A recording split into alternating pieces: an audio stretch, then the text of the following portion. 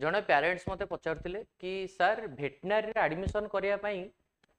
OUT जदि आमर नहला ताले आउ किछि रास्ता अछि कि हम भेटनारी हम पुओ करिया पई चाहूची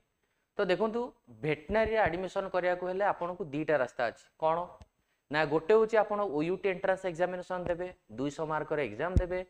200 मार्क रे जो 200 मार्क रे जेतिकी रहिला परसेंटाइल तार अधा को निया जिवो 10th परसेंटेज रो 1/4 निया जिवो प्लस 2 रो पीसीबी और पीसीएम जोतिकी परसेंटेज रहला तादर जो परसेंटेज अधिका थिबो तार 1/4 नियाबो नेगिरी ओयूटी रो मेरिट बेसिस रे आपनको भेटनारी सीट मिलिबो जदि सेमिते न मिलुची ताले आपण पाखरे आ गोटे ऑप्शन अछि नीट एंट्रेंस एग्जामिनेशन थ्रू रे नीट 2026 एंट्रेंस एग्जामिनेशन देबे नीट रो रिजल्ट बाहरिबो तार रैंक बाहरिबो तापरे आपनको VCI काउंसलिंग फॉलो करिया पड़िबो वेटनरी काउंसलिंग ऑफ इंडिया तो VCI काउंसलिंग थ्रू रे भी आपण माने OUT भलिया